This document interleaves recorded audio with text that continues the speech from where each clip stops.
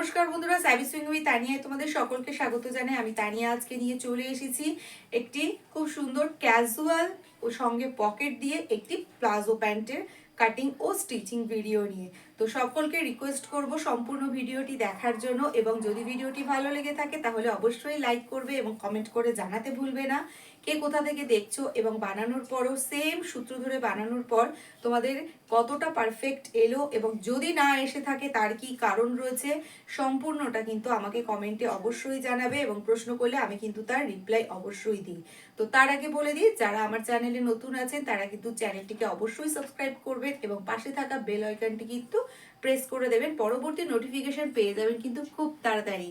তো চলো আর দেরি না করে দেখাবো। আমি আজকে এখানে কাপড় নিয়ে নিয়েছি, এখানে প্রায় 2.5 মিটার কাপড় রয়েছে। তো আমাদের সম্পূর্ণটা লাগবে না, তো যেটা লাগবে আমি সম্পূর্ণ একটা ঘের প্লাজো বানাবো এটা দিয়ে। তো সম্পূর্ণ মেজারমেন্ট এবং সূত্র পুরোটাই বলবো আমি। চলো সম্পূর্ণ ভিডিওটা দেখি, কেউ কিন্তু স্কিপ করবে না, আমি কিন্তু কাটিং স্টিচিং একটা ভিডিওতেই দেখাবো। তো সবার প্রথম দেখো, আমি এখানে কিন্তু কাপড়টাকে আগে পাতিয়ে নিচ্ছি। তো কাপড়টা আমার আয়রন করা নেই, তো আমি আয়রন করে নেব। আমি আগে সবার প্রথম এখান থেকে কাপড়টাকে পাতিয়ে নেব। তো এই পর্যায়ে আপনারা একটুখানি প্যান্টের কাপড়টা সবসময় নেয়ার চেষ্টা করবেন লম্বার দিক থেকে। তো এটা কিন্তু আমার লম্বা দিক এবং এটা কিন্তু আমার আড়া দিক বা বহরের দিক। তো সেখান থেকে দাঁড়িয়ে আমি কিন্তু এইভাবে কাপড়টাকে মিলিয়ে নিচ্ছি, এবং মিলিয়ে নিয়ে এটাকে আমি 4 ভাঁজ করে নেব।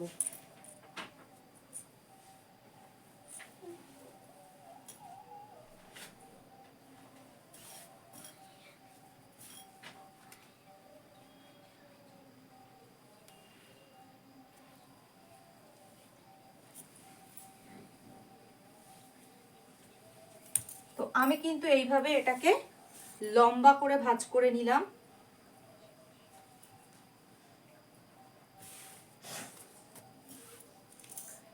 একদম পুরো সিম্পল লজিকে আমি দেখাচ্ছি এখানে। এটা আমি একটুখানি ঘের করব।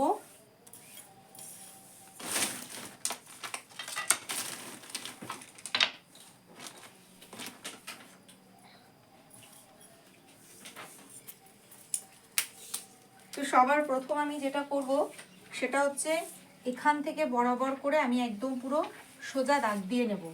তো এখান থেকে বরাবর করে আমি একদম পুরো সোজা দাগ দিয়ে নিয়েছি, এবং আমার নিচে যেটা মুড়বো আমি নিচে মোড়ার জন্য আমি 1 ইঞ্চি রাখবো, এবং টোটাল আমি ঝুল নিয়ে নিচ্ছি এখানে 38 ইঞ্চি। তো এইটা আমি একটুখানি নামিয়ে দিচ্ছি। টোটাল আমি ঝুল নিয়ে নেব এখানে 38 ইঞ্চি, প্লাস আমার যেটা এলাস্টিক রয়েছে নিচে আমার এই 1 ইঞ্চিটা কিন্তু মুড়ে যাবে। এলাস্টিকটা রয়েছে আমার 1.5 ইঞ্চির, এবং 1/2 ইঞ্চি আমার মার্জিনের জন্য। তো 2 ইঞ্চি আমি প্লাস করে এখানে আমি পুরো 40 লেন্থ নিয়ে নিচ্ছি। তো এইভাবে কিন্তু আমি এখানে 40 সম্পূর্ণ মার্কিং করে নিচ্ছি। খুব ইজি পদ্ধতিতে আমি এখানে দেখাবো। তো সকলকে রিকোয়েস্ট হলো সম্পূর্ণ ভিডিওটা দেখার জন্য। আমি একদমই স্কিপ করছি না, আমি চেষ্টা করছি তোমাদের সম্পূর্ণ দেখার জন্য। তো এই জায়গাটা আমি আগে ছেটে এই অংশটা আমি বাদ দিয়ে দিচ্ছি।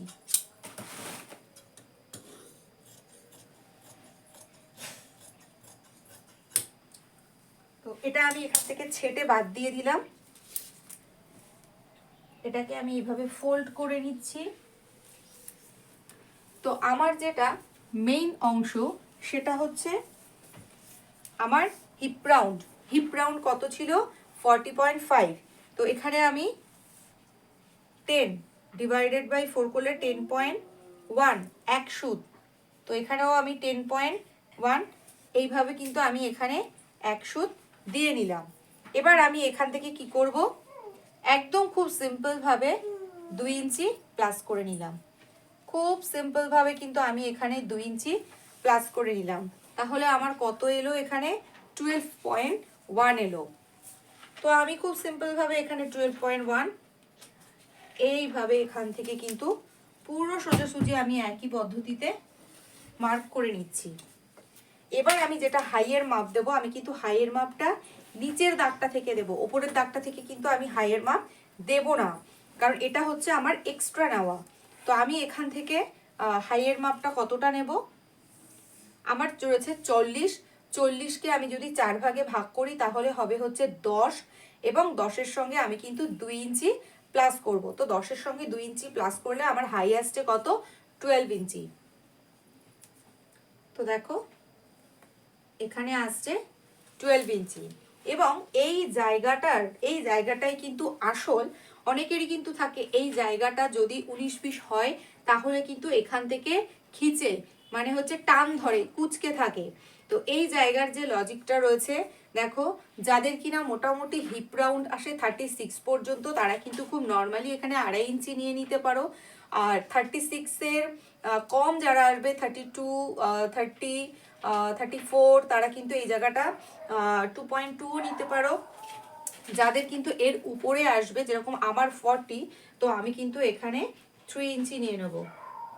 এখান থেকে কিন্তু আমি 3 নিয়ে নেব, এবং এখান থেকে 3 দিয়ে আমি কিন্তু এখান থেকে এইভাবে শেপ দেবো এখানে।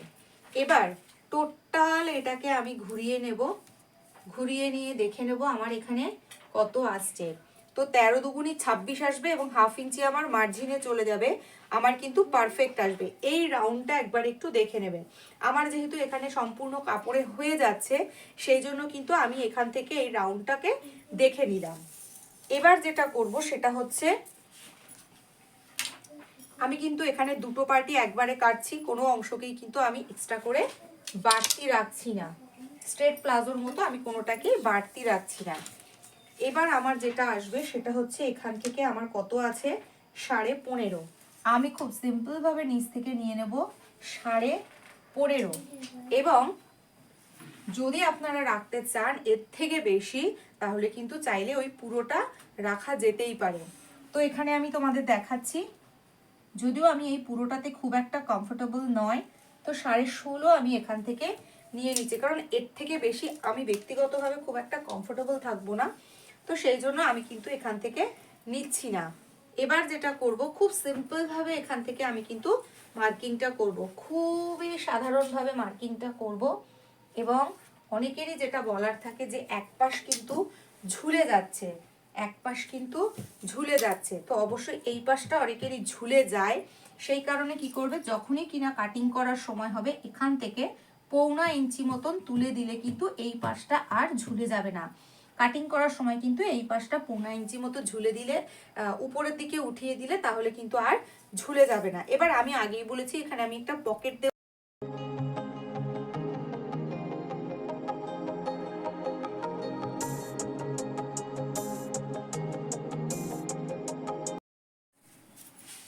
তো দেখো এই পাশটা আমি চিড়ে নিয়েছি, এবং এইটা যেহেতু উল্টো, এখানেও ক্রস মার্কিং, এখানেও ক্রস মার্কিং, এখানেও আমি ক্রস মার্কিং করে নিলাম। তো সবার প্রথম যেটা করব, আমি এই দুটো অংশকে তুলে নিয়ে হাইটা জোড়াবো, আর এই দুটো অংশকে তুলে নিয়ে হাইটা জোড়াবো। তারপরে আমি এখান থেকে কেটে নেব পকেটের কাপড়টি। তো আমার এই যে এক্সট্রা কাপড়টা রয়েছে, এখান থেকে আমি একবারে দুটো পকেটের কাপড় কেটে নেব। তো আমি সিম্পলভাবে এখান থেকে এটা বাদ দিয়ে দিলাম, এবং এই যে বাড়তিটা রয়েছে আমার এখান থেকে এটুকুতেই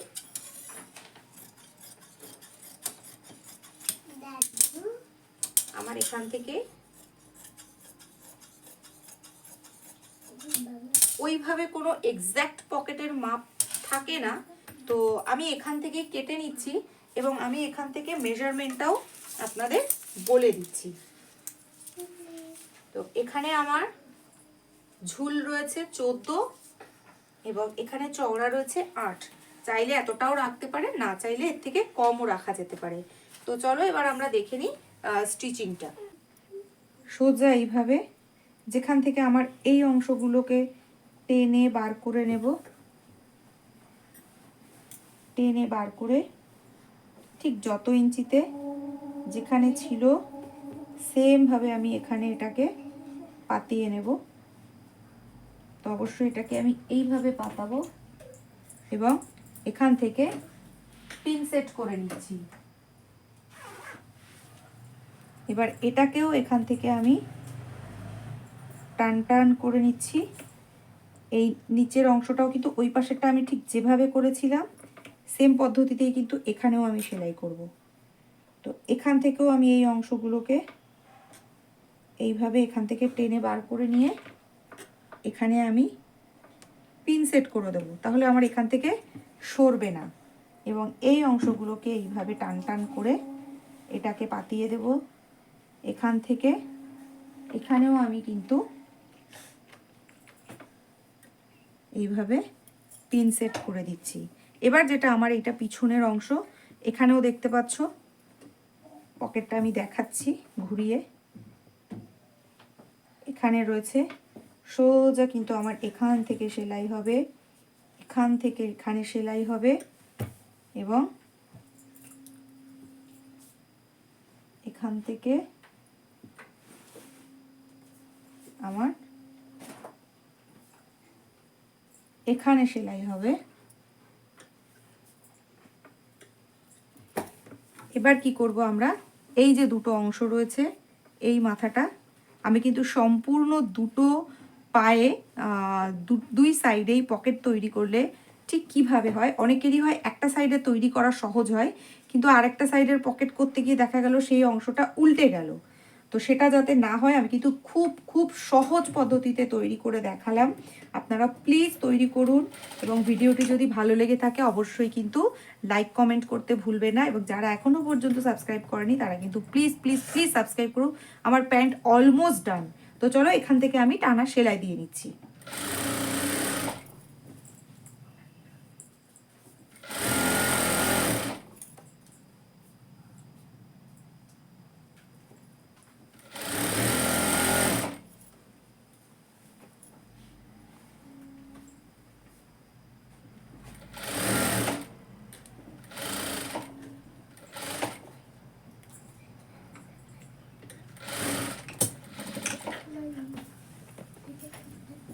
তো এখান থেকে কিন্তু আমি এইভাবে কাপড়গুলোকে এইভাবে কিন্তু বার করে নেব। যেহেতু এগুলো ভেতর থেকে একটুখানি কেটে বার করা, তো এগুলো একটুখানি কুঁচকে থাকতে পারে। তো আমি কিন্তু এইখান থেকে চাপ সেলাই দিয়ে এগুলোকে টান টান করে সেলাই করব।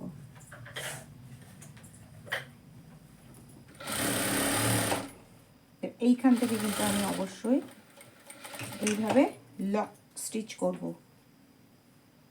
এই দুটো মাথা আমার অবশ্যই মিলবে এবং এই যে জায়গাটা দেখা যাচ্ছে এই জায়গাটা কিন্তু বাদ দিয়ে আমি এখানে সেলাইটা দেব। এবং এই পিনটাকেও আমি এখান থেকে খুলে নিচ্ছি।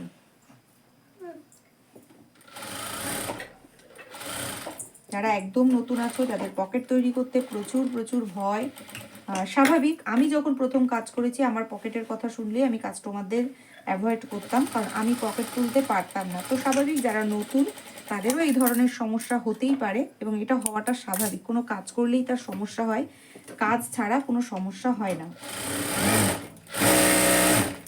অবশ্যই কিন্তু এই সাইডগুলোতে ডাবল সেলাই দিয়ে নেবেন। আমি কিন্তু সম্পূর্ণ ভিডিওটা একদম উইদাউট স্কিপ করে দেখাচ্ছি।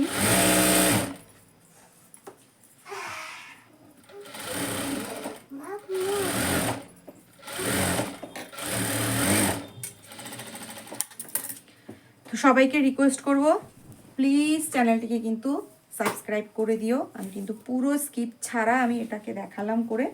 এবার যেটা করব, এই যে নিচের অংশ থাকবে এই অংশটাকে পুরো আমি যেরকম 1 ইঞ্চি মার্জিন নিয়েছিলাম সেই অনুযায়ী এটাকে পুরোটা আমি সেলাই করে নেব। তো পকেটের ভিডিওটা কিন্তু আমি আগামী দিনেই আপলোড করে দেব।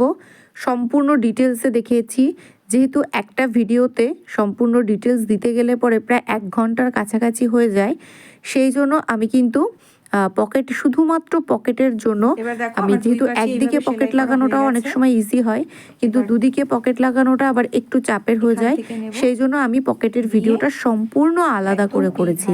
তো প্লিজ সেই ভিডিওটা কিন্তু আপনারা সকলেই দেখে নেবেন। মুড়ে সেলাই করবে, তাহলে ওই নিচের দিকে ওই অংশটা ঝুলে যাবে না।